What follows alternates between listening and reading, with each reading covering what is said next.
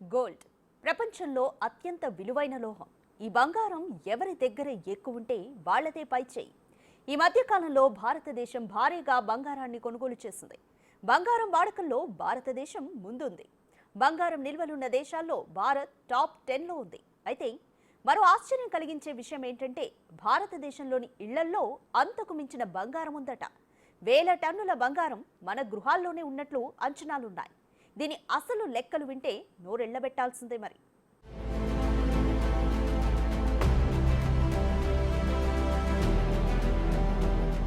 భారతదేశంలో బంగారం ఉండని ఇల్లు ఉందంటే నమ్మడం కష్టం. క్లాస్తో సంబంధం లేకుండా ఎంతో కొంత కనకం కొనడం మనోళ్లకున్న వారసత్వ సంపద.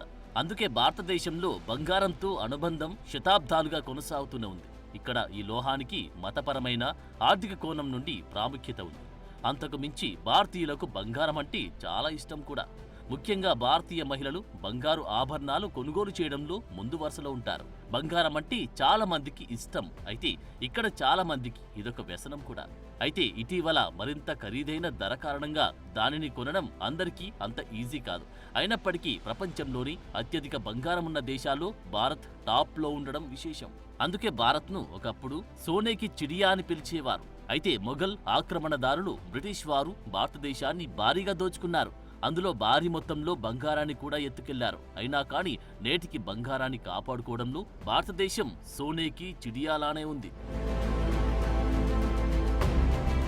ఇటీవల వరల్డ్ గోల్డ్ కౌన్సిల్ వెల్లడించిన నివేదిక ప్రకారం భారతీయ మహిళల వద్ద దాదాపు 22,000 టన్నుల బంగారం ఉంది.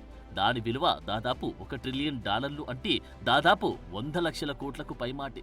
భారతీయ మహిళల వద్ద ఇంత మొత్తంలో బంగారం ఉండడం ప్రపంచంలోని అత్యధికం. ఎందుకంటే ప్రపంచంలోని టాప్ 5 బ్యాంకుల్లో కూడా ఇంత బంగారం నిల్వలు లేవంట. ఇక ఇది భారతదేశం 26 సంవత్సరాల కాలంలో ఆభరణాలు, కడ్డీలు, నాణాలను తయారు చేయడానికి దిగుమతి చేసుకున్న బంగారంతో సమానం. అయితే ఎటూ కదలకుండా మగ్గుతున్న ఈ బంగారాన్ని రన్నింగ్ లో పెట్టడానికి, దిగుమతులను తగ్గించుకోవడంలో సహాయపడడానికి గోల్డ్ ట్రేడ్ సంస్థలు ప్రభుత్వానికి లేఖ రాశాయి.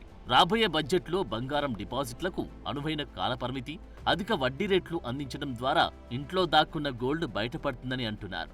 అలాగే ఈ పథకం కింద బ్యాంకుల్లో 500 గ్రాముల పూర్వీకుల బంగారం డిపాజిట్లకు పన్ను విచారణలు ఉండవని డిపాజిటర్లకు హామీ ఇస్తే ఇవి బయటకొస్తాయని సూచించారు. దీని ద్వారా బంగారు ద్రవ్యీకరణ పథకం జీఎంఎస్ లాభదాయకంగా ఉండేలా రూపొందించాలని విజ్ఞప్తి చేశారు.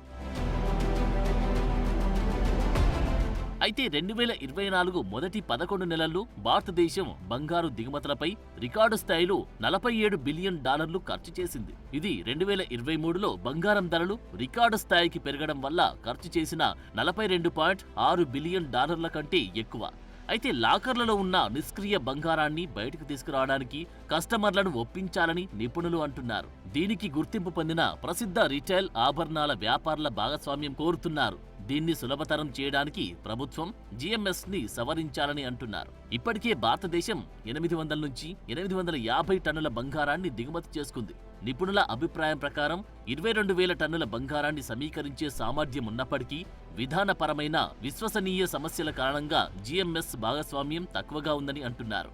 అందుకే భారత నివాసితుల్లో నమ్మకాన్ని పెంపొందించడానికి 500 గ్రాముల వరకు పూర్వీకుల బంగారు డిపాజిట్లను పన్ను విచారణల నుండి మినహాయించాలని ప్రభుత్వానికి లేఖ రాశారు.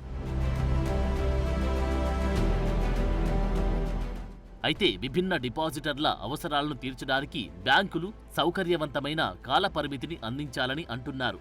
ప్రస్తుత నియామకాల ప్రకారం ఒకేసారి కనీసం 10 గ్రాముల ముడి బంగారాన్ని, అంటే బంగారు కడ్డీలు, నాణాలు, రాళ్లు, బంగారు ఆభరణాలు డిపాజిట్ చేయడానికి అనుమతి ఉంటుంది. ఈ పథకం కింద డిపాజిట్ చేయడానికి గరిష్ట పరిమితి కూడా లేదు. అలాగే ఈ పథకం స్వల్పకాలిక, అంటే 1 నుండి 3 సంవత్సరాలు, మధ్యకాలిక అంటే 5 నుండి 7 సంవత్సరాలు, చివరిగా దీర్ఘకాలిక అంటే 12 నుండి 15 సంవత్సరాలు డిపాజిట్లను అనుమతిస్తుంది. అయితే మధ్యకాలిక, దీర్ఘకాలిక డిపాజిట్లలో 5 నుండి 7 సంవత్సరాల డిపాజిట్లకు 2.25%, 12 నుండి 15 సంవత్సరాల డిపాజిట్లకు 2.5% వడ్డీని ఆకర్షిస్తూ ఉండగా స్వల్పకాలిక డిపాజిట్లపై వడ్డీని సంబంధిత బ్యాంకు నిర్ణయిస్తుంది. దీనివల్ల బంగారం రొటేషన్లలో ఇబ్బందులు ఎదురవుతున్నట్లు నిపుణులు పేర్కొన్నారు. దీని దిశగా ప్రభుత్వం దృష్టి పెట్టాలని కోరుతున్నారు.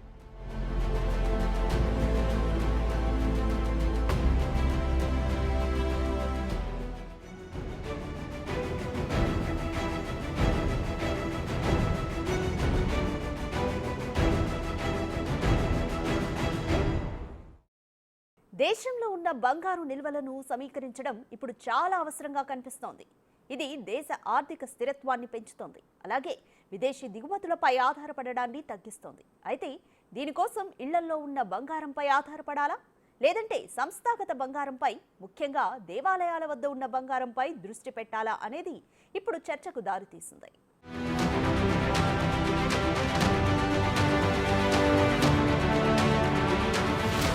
దేశంలో బంగారం భారీ స్థాయిలో పేరుకుపోవడం వల్ల దేశీయ బంగారు నిల్వలు లెక్కల్లోకి రావట్లేదు. దీనితో భారతదేశం దిగుమతులపై ఆధారపడుతుంది. దేశంలో ఉన్న ఇంత బంగారం మార్కెట్లోకి వస్తే ఇతర దేశాల నుండి భారత్ బంగారాన్ని దిగుమతి చేసుకోవడం తగ్గుతుంది. ఎందుకంటే దిగుమతి కోసం భారత్ బిలియన్ల కొద్దీ విదేశీ మారక ద్రవ్యాన్ని ఖర్చు చేస్తోంది. ఇంత భారీ వ్యయాన్ని ఆదా చేయడం వల్ల కలిగే ప్రయోజనాల గురించి ఇప్పుడు చర్చలు జరుగుతున్నాయి. అదే దేశంలో నిరుపయోగంగా మూలుగుతున్న 22,000 టన్నుల బంగారం బయటకొస్తే భారతదేశం 35 సంవత్సరాల పాటు బంగారాన్ని దిగుమతి చేసుకోవాల్సిన అవసరం లేదు. అందుకే భారతీయుల దగ్గర ఉన్న బంగారం మార్కెట్లో లేకుండా నిరుపయోగంగా ఉన్న సమస్యకు పరిష్కారం అవసరమైంది.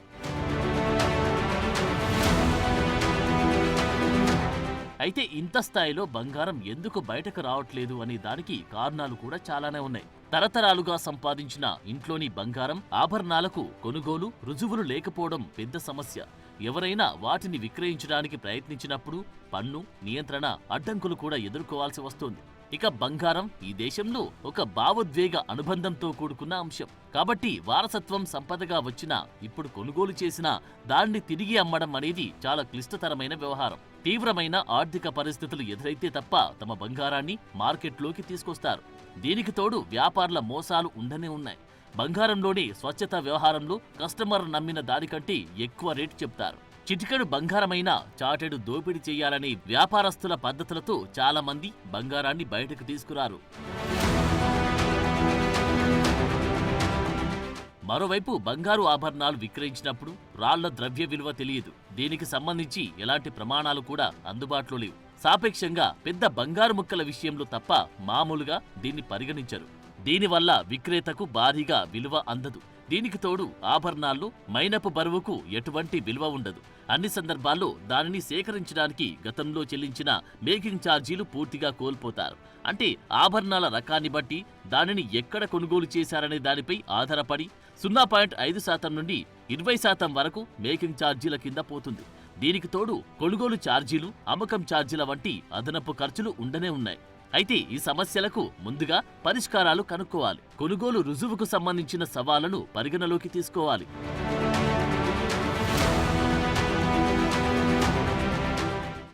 ఇక సంస్థాగత బంగారం విషయానికి వస్తే దేవాలయాలు వంటి మతపరమైన సంస్థల ఆధీనంలో ఉన్న బంగారాన్ని సమీకరించడానికి అవకాశముంటుంది.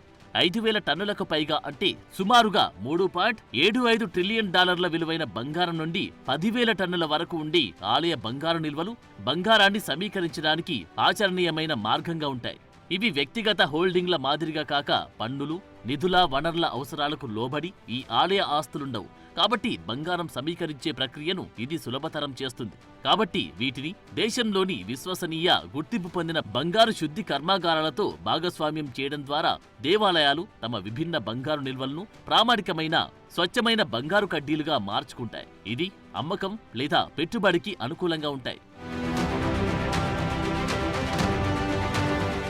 ఇక స్వచ్ఛమైన బంగారు కడ్డీలుగా మార్చిన తర్వాత దేవాలయాలు బంగారాన్ని ఆస్తులుగా నిలుపుకోవడము లేదంటే బ్యాంకులకు, వ్యాపారులకు విక్రయించే అవకాశం ఉంటుంది. అమ్మకాల ద్వారా వచ్చే ఆదాయాన్ని మరో మార్గంలో ఆదాయం సంపాదించడానికి పెట్టుబడిగా పెట్టొచ్చు. అలాగే నిలుపుకున్న ఆస్తులను వడ్డీని సంపాదించడానికి బ్యాంకులకు అప్పుగా ఇవ్వవచ్చు. తద్వారా నిల్వ, బీమా ఖర్చులు కూడా తగ్గుతాయి. ఇక బ్యాంకులు కూడా బంగారు ఆభరణాల ఫ్యాక్టరీలకు, దేవాలయాలకు చెల్లించే దానికంటే ఎక్కువ వడ్డీ రేటుకు రుణాలు ఇవ్వడం ద్వారా లాభాలను కూడా ఆర్జిస్తాయి. ఇది దేశ భవిష్యత్తుకు తోడ్పడుతుంది. కాబట్టి దేవాలయాలు తమ బంగారాన్ని ఎంతవరకు అమ్మితే అది భారతదేశ బంగారు దిగుమతులను అంత తగ్గిస్తుంది. ఇది విలువైన విదేశీ మారక ద్రవ్యాన్ని సంరక్షించడంలో సహాయపడుతుంది. ఇది దేశీయ బంగారు రుణ మార్కెట్ను పెంపొందిస్తుంది. విదేశీ బంగారం రుణాలపై భారతీయ బ్యాంకులు ఆధారపడడాన్ని తగ్గిస్తోంది. భారతదేశ ఆర్థిక స్వయం సమృద్ధిని కూడా పెంచుతుంది. అంటే ఇది అందరికీ విన్ విన్ పరిస్థితిగా మారుతుంది.